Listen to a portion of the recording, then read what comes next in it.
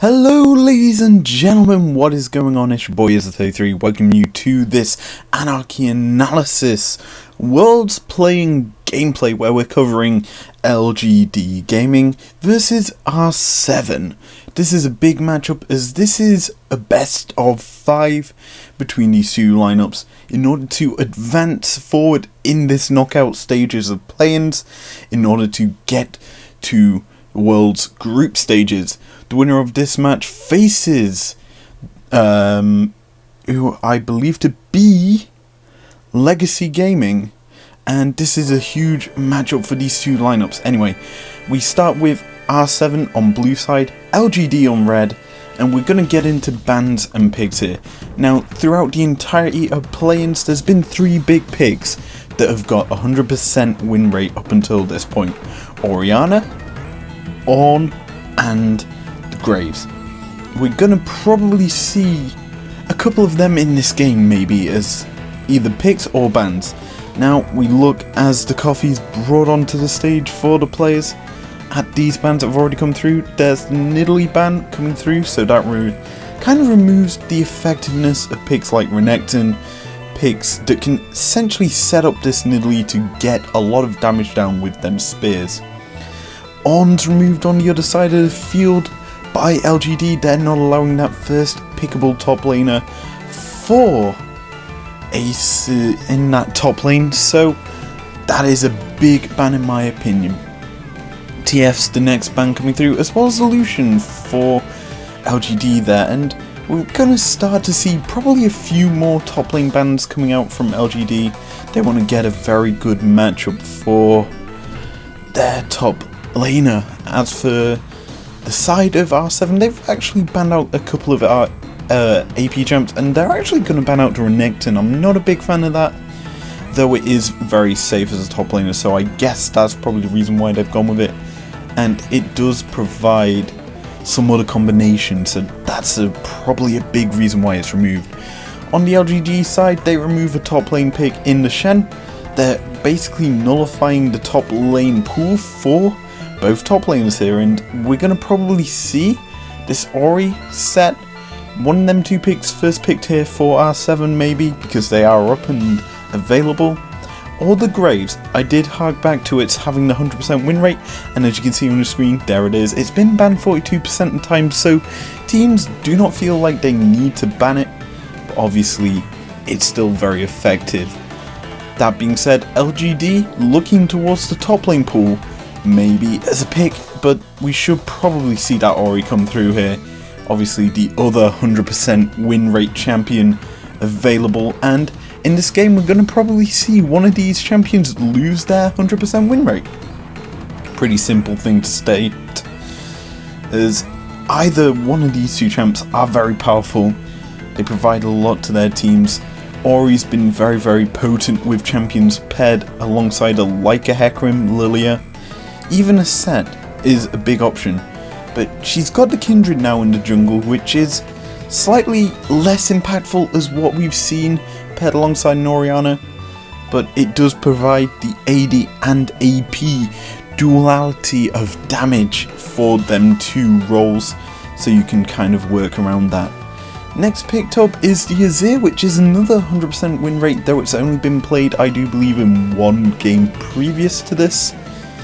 And that was, I do believe, Mad? I think Mad might have played it. And they won with it, so it's clearly a good pick.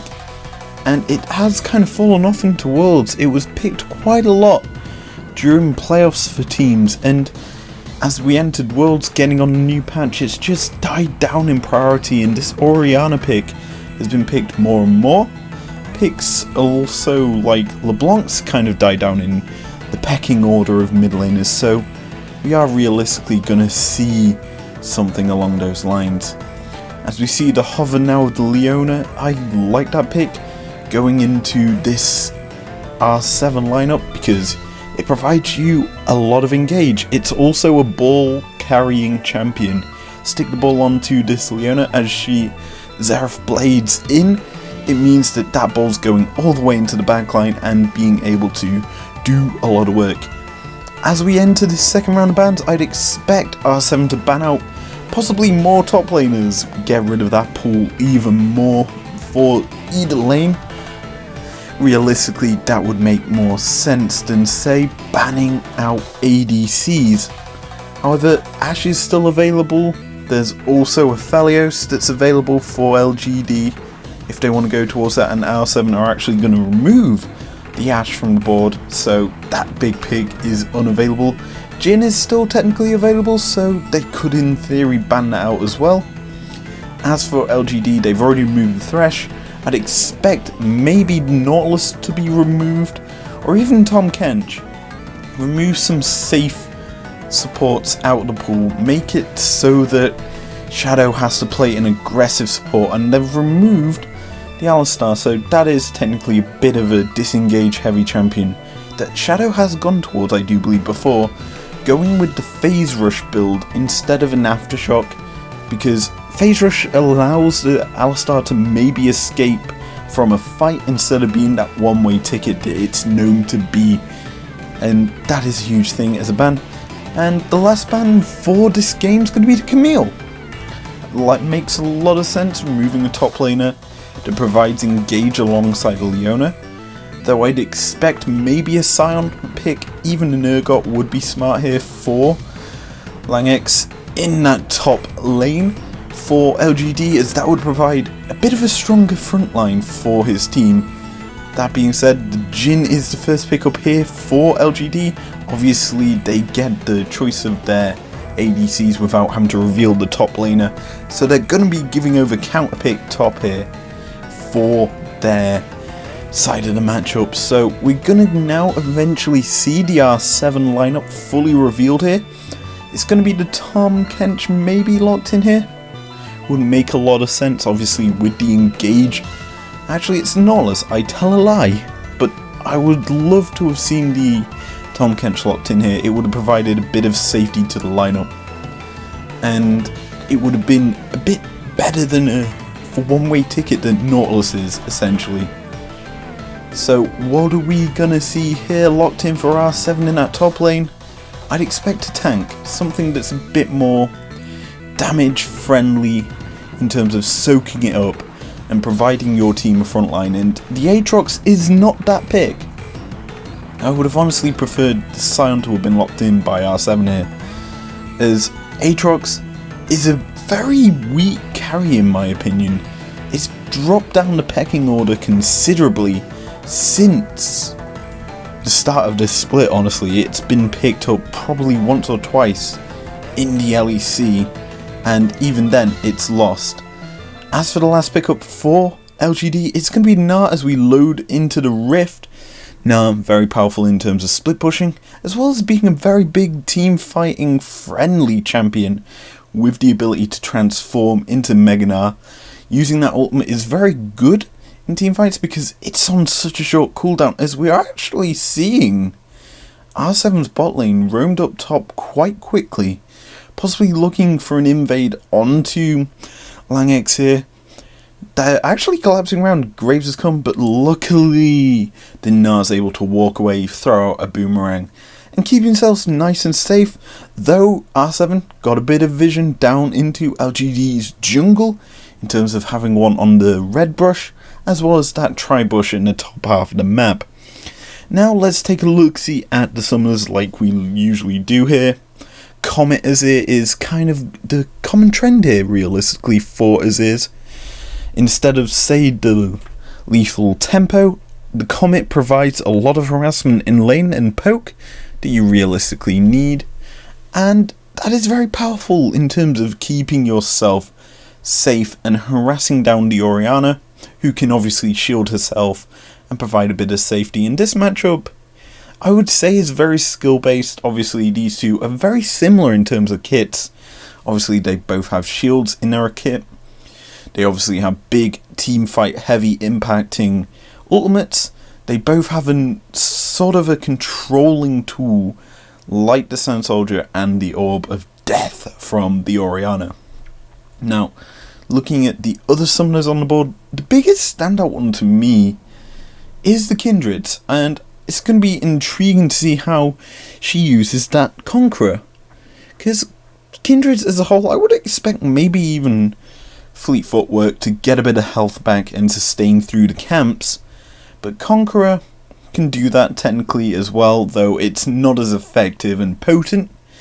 As we see bot side, the Senna and the Nautilus being frozen off the wave, and they're having to allow it to crash. As we go to mid, seeing the first gang of the game, the Oriana has used her slow onto this as here, probably forcing the flash out, and it's a flash over the wall, and that's first blood.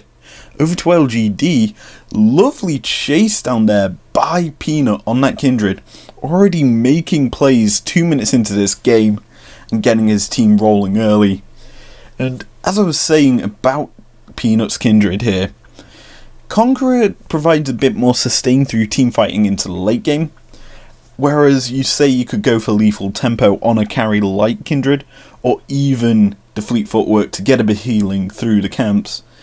Though we are going to see him on this Conqueror looking to team fight later into the game, obviously with that first blood he's just picked up here. As we go to the bot lane, bit of a heavy trading onto that Nautilus by LGD, keeping them behind their turret. It's huge for this lineup, and realistically will allow them to play a bit more aggressive bot side and probably get a few turret platings as they spawn. And what do you know, Peanut is kind of hovering down this bot side, taking this scuttle crab in order to obviously be a bit of a protector to his bot lane to allow them to play that aggressive. Now, Kindred's just picked up her first mark on the scuttle crab, means that she's going to get ever more powerful. As we're seeing her engage onto his top lane, the flashes are being burnt by the Aatrox and the Gnar here, and that is kind of worth to R7 as they also get the TP out of the Oriana. So they get a win out on the Summoners in that fight, but they don't get a kill, so I kind of think LGD will take it. As we go to the bot side of the map, Senna getting taken very low. Ignite was used there by Leona in order to try and kill her, though it does not happen, and Jhin just gets free push of the wave.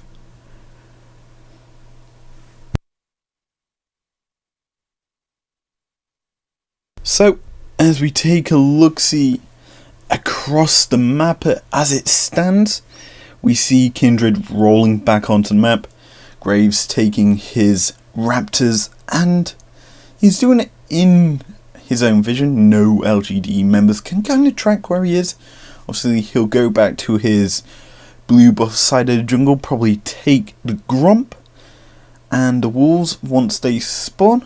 As we go topside, Gnar being chased away by the Aatrox, and the big thing about this top lane matchup is both champions have no mana, meaning they can just be chucking out spells as long as possible. As we are seeing a re-engage onto Gnar, he's almost certainly dead here as the flash forward from Graves lands, and a killing blow on for the Aatrox gets him ahead early, which is going to be good for the late game.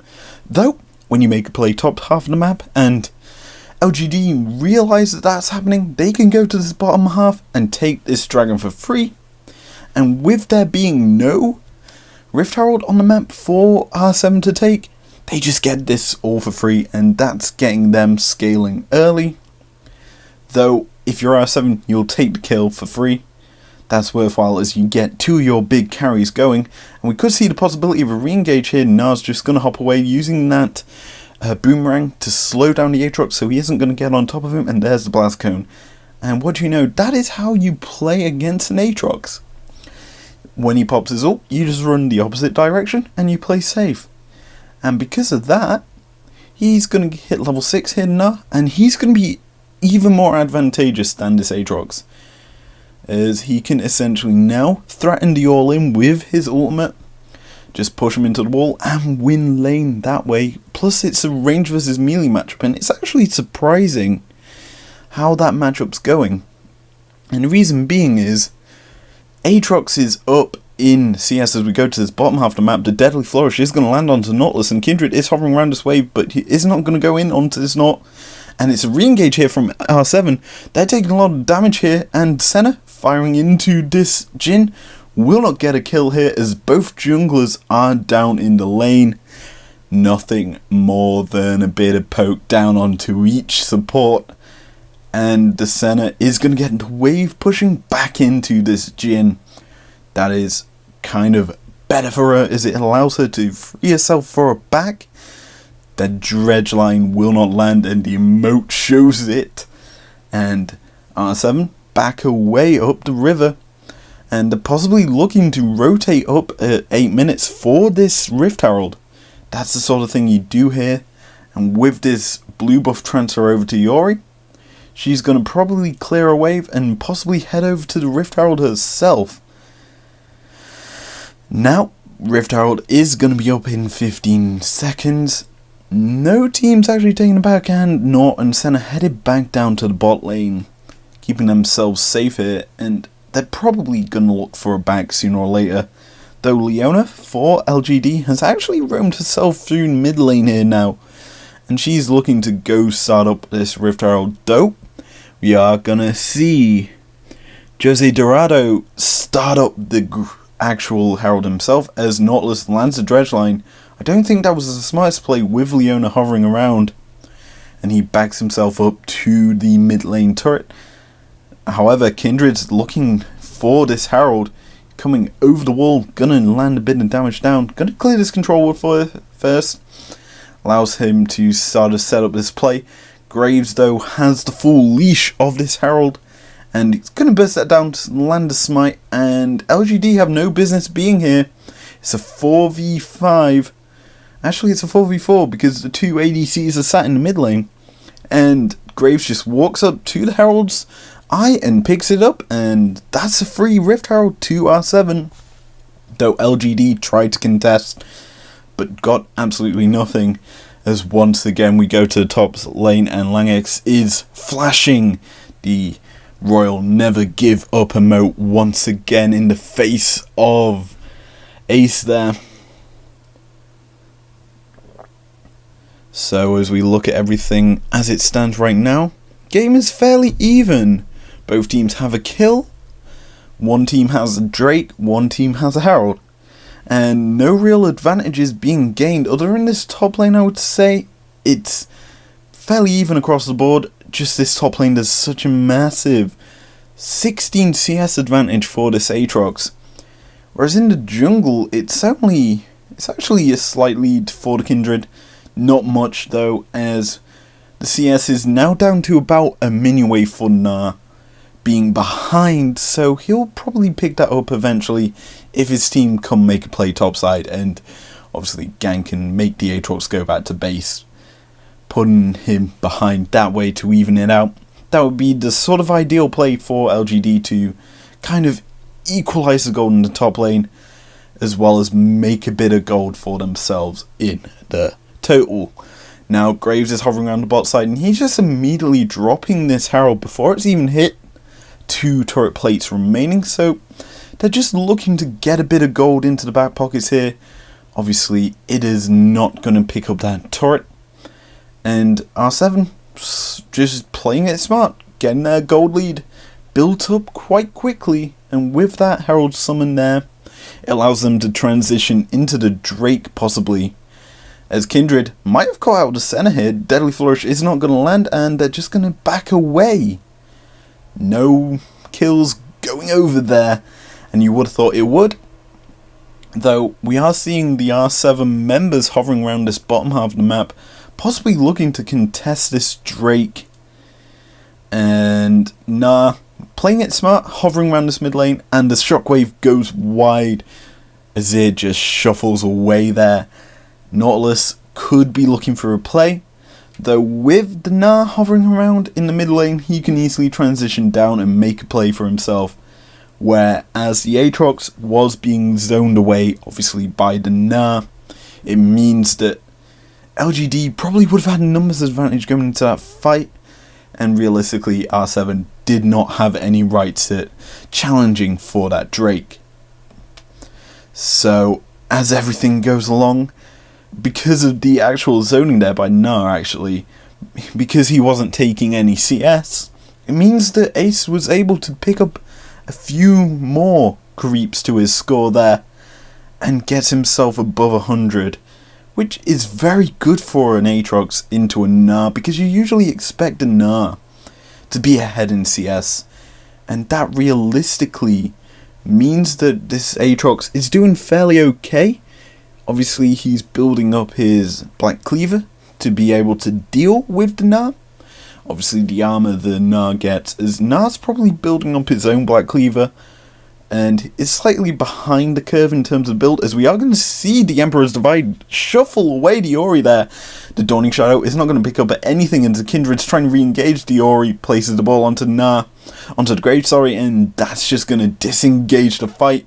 Xerath's Blade's not going to land, and LGD back away with all their lives, though this blue buff is probably going to be forfeited over to the Azir here, as LGD obviously are going to walk away. Leona, though, is hovering around behind, and TP's double TP coming in from this Ori, and the Nars gets cancelled, and that's just going to be the life of Shadow given over to the Kindred. The Soul Flare is going to go wide, and the Graves is going to walk away, even though we walked over the Jhin Trap. And LGD pick up a kill from the overaggression of R7 there. And what do you know? That's kind of funny, as R7 tried to make a play to the blue of LGD. So when they lose life, LGD take the red and say thanks for the buff, kids. That being said, looking bot lane, Senna is almost about to kill this Jhin, and that was a 1v1 solo kill. And what was Kramner doing there?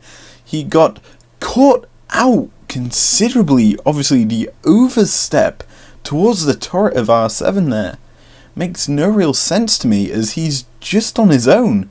Leona was clearing out vision and protecting the blue buff, and was nowhere near him to provide the bit of safety. And with the Graves there for Rainbow 7, it meant that realistically Jhin was dead before he even stepped up, because Graves could easily have collapsed in and got the kill. As we watch this play again, we see the double TPs coming in from LGD. The Xerath Blade lands onto Nautilus as he flashed away, and Kindred picks up an easy kill for himself there. And Peanut has stepped up considerably into this game, as remembering back to his actual play-ins group stages, he was kind of underperforming. And there's threads on Reddit and Twitter and all that by Chinese fans that highlight how he's played in groups and tracked his stats on certain champions, on when he used his abilities and how little he used certain things. And the Chinese fans honestly are very critical of their teams, and if LGD do not do well here as the 4th seed of their region, there's going to be a lot of disappointment here for this team. And that's such a big thing, as the weight that puts onto the shoulders of the players, as well as the fact the team are expected to perform well here at Worlds. And you look at the caliber of players on this team as well, it's realistically a very daunting thing for these players, as just so much expectation kind of either does two things. It either amps them up to try and do better, or it makes them do worse because of nerves. And realistically, from what we've seen so far, they're doing very well. Obviously, picking up the first map of this series, I just called it a map, it's a game. They picked up the first game in the series as the two teams are posturing around mid right now. Could be a play here as the next Infernal Drake spawns. 10 seconds, Leona and the Kindred roaming into this jungle, gonna pick up this Scuttle Crab, and the river control goes over to LGD here. More than likely means that this Drake should go over to them. Obviously, R7 do not want to give this over, as that would put LGD onto Soul Point. And realistically, Soul Point almost spells the end of your team. And with it being Soul Point, you'd think 21 minutes into the game is going to be Soul for LGD, and that's almost certainly the end of the game, as we are seeing a flank coming in from the Aatrox being zoned out here. The dredge line is going to land. There's a depth charge onto 2, but forces stopwatch out, and Diori picks up the kill onto that Nautilus flash being burnt there by the Aatrox, but he is hit by the Xerath Blade, and he's forced to fight here, as he would not get away Ori picks up the kill, and that's a double kill over to her, and that is almost certainly soul point over to LGD.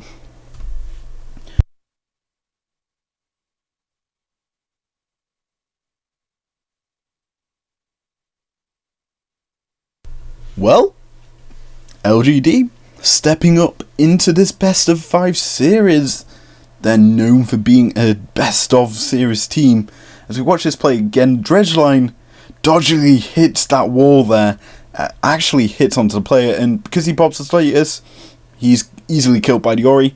Lovely flash forward there by the Leona to land that Seraph Blade onto the Aatrox, and he can't really run here because Leona would just land them stuns and Qs because she can keep up with him with the Ori speed ups, so he's forced to fight and sacrifice his life there for his team. Though we are seeing R7 transition up to the top half of the map, getting this Rift Herald. That'll probably take down the mid lane turret. That's probably the best place to use it. And as a whole, realistically, R7 need as much gold as they can right now in order to be able to contest the next Drake in 4 minutes.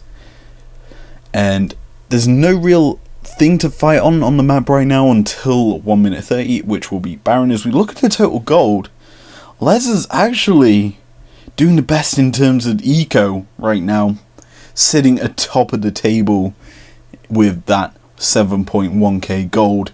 And you realistically, if you're R7, you need to be pumping into gold into him as picks up the solo kill onto the Aatrox.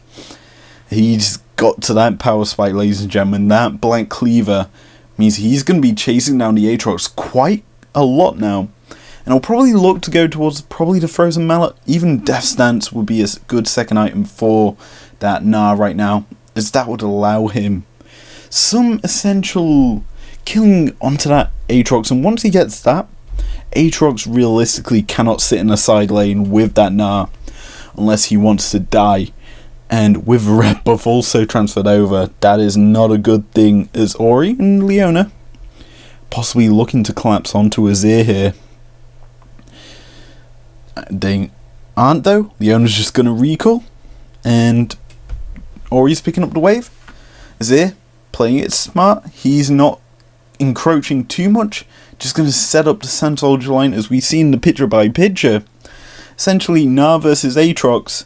It's just autos coming out from Gnar, building up the excitement charges, gets into Mega Gnar, uses the ult, swipes him into the wall, and that's an easy kill for this Gnar on the Aatrox. Pretty easy there, and realistically, not a place you want to be. You cannot go into your own jungle right now if you are R7. As they had their team on the top half of the map. Obviously, we saw them take the Herald a few minutes ago, and that essentially means that Aatrox cannot be getting caught out in his own jungle, as you must know that LGD will look to try and make a play on the opposite side of the map, and realistically that sort of thing should not be happening. And if you're R7, you're going to probably be looking back at this game or VOD for the entire series and try and reflect on how you've played. And in my opinion, Aatrox, not a good pick. Don't pick it again, please, unless it gets absolutely buffed, as we look at the gold graphs there. Yeah, since about 5 minutes, been a pretty big slope for LGD in terms of picking up gold and winning this game. I don't know how R7 could realistically get back, unless they get a mega fight around this Infernal Drake in 1 minute, because that is the next big fight that we're going to see, because R7 cannot give that buff over. And with Peanut already down into this river, he's going to be setting up some vision, and LGD have already roamed into this river and got a lot of it placed already. They've even got into R7's red buff territory, and now we're seeing the Graves and the Aatrox clearing out some vision, though the Kindred might have got out the Aatrox. They're going over the wall. Deadly Flourish will not land. The Aatrox uses his ult. Going to get away. The Curtain Call will not be able to pick up the kill there. And R7 forced back away 15 seconds remaining until the Infernal Soul is available to LGD. And when that comes up, R7 gonna have to play very aggressive. Aatrox now TPing back after going back to base to heal. He has not got ultimate, neither does the Jhin, though that is not going to be as big of a loss if you're LGD in comparison to the Aatrox ult. And LGD kind of baiting R7 to try and challenge. Deadly Flourish is going to land onto Nautilus, and that is engage onto this. He's almost chunked down very low, though he is very close to transforming. And he's actually going to go back to base. Recall, he does have TP. He can quite easily get back. Shockwave's going to be whiffed there by Zai. And LGD going to back away. Nas transformed. He's running it down into this river brush. Going to be placing his own vision. And LGD starting up the Drake. As R7 are backed away, they're giving this over, which is a surprise to me because that's Infernal Soul, and it makes sense, I guess, because if they took that fight and were essentially aced or lost all their members or enough of their members, it essentially meant that LGD could transfer over to the Baron buff, get that, and almost certainly this game would have been over. R7 actually playing this quite safe here. And realistically, they don't want to give Baron over to LGD, which would definitely have ended this game for them, and it would have been very hard to come back from. So, R7 playing this smart, whereas LGD playing this perfect. This is probably the best look of LGD I've seen all play-ins here, and realistically, they've performed out of their minds. They look like the team that's going to destroy European North Grand Finals here at Worlds. And R7 starting up the Baron, gonna walk away though. They don't have enough damage, and with LGD in the area, there's no real way they're gonna take it without losing enough. And yeah, two teams looking phenomenal. So time for a quick check-in on the items right now. And there's quite a few Black Cleavers on the board. Kindred, Aatrox and Graves all have the item.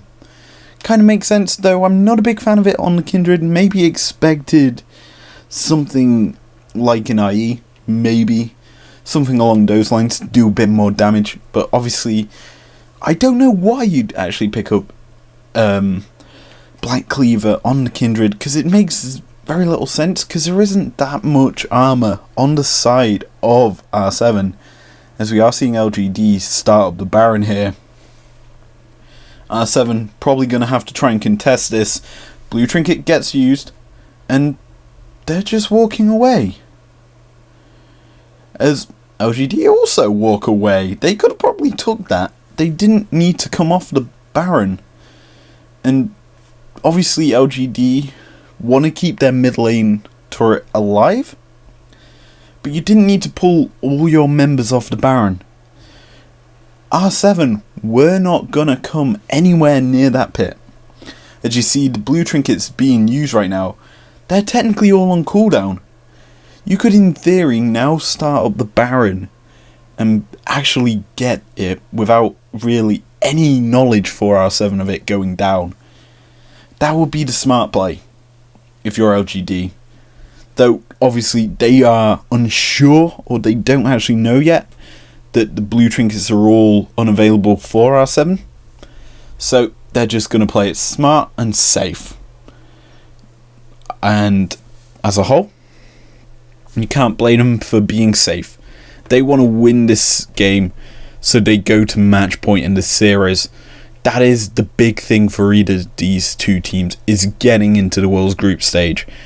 They want to get that. So playing it safe is probably the best option those smart plays would be different, as Leona flanking around here. She's got behind this Azir. The turret gets placed though, and that's the engage onto Leona. She's getting killed off here because that Sundisk will be killing her.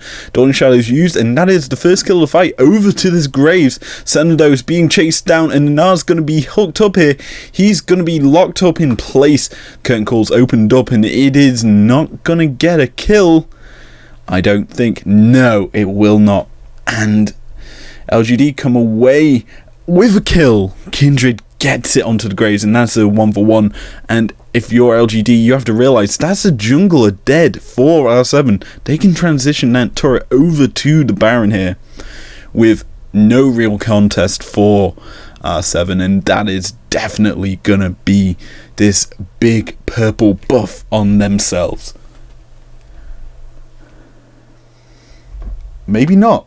They're baiting it. TP's coming in from R7. The Nautilus has been caught out here. He's going to be killed off. Stoneplate's used pointlessly, and Nas looking for more. Azir and Senna are in his eyes. The Azir is off to the side. He's going to shuffle over the wall. Nas sped up by that Ori. The boulder is going to land. The Emperor's Divide will not matter, and Ori picks up a second kill in that fight as LGD now look to turn to the Baron maybe. Obviously, kill after kill means that they're going to be ever more closer to winning this game. And what do you know, there's the Baron in their eyes. It's getting chunked down very quickly here, and looking at the items you can understand why. Storm Razor, Pit and Rapid Fire Cannon picked up for the Jhin. He sat 1, 1 and 4. He's also ahead, no, he's behind in CS. So the Senna keeping himself very able to carry this fight.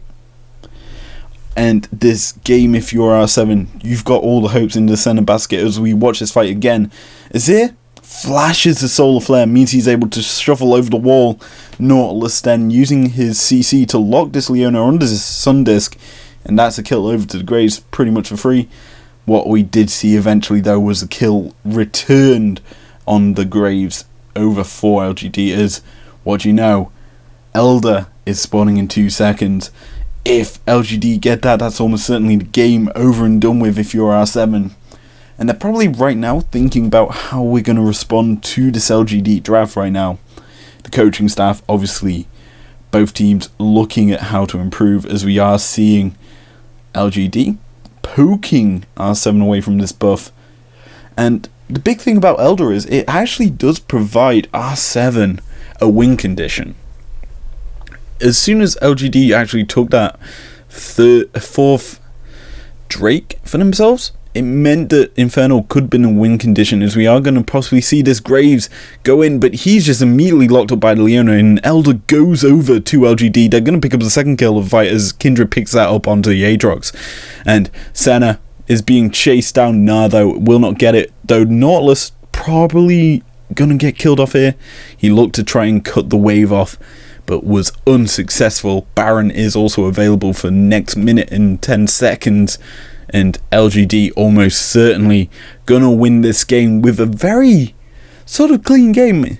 There was really not too much big bloodshed team fight, as Kindred is going to flash over, and that's the first kill of this fight here as Ori picks that up onto Senna. And that is the first Kindred ult I've actually seen in this game. Emperor's Fight is going to be used, but the kill goes over to Yori, and Nah is in the front line coming up forward. He's possibly going to lock that up, but it does not matter as LGD pick up the second game of this series, beating R7, putting themselves to match point. And this is a very interesting game because there wasn't too much team fighting, and both teams actually drafted heavy team fighting comps. R7 though, in my opinion, played very scared. There wasn't any real contests on objectives like the Drakes. I think they only contested one, and even then they didn't get realistically anywhere near the pit. And as such, it meant that LGD could just easily use a soul that they got at 21 minutes and push the game down there and win fairly easily.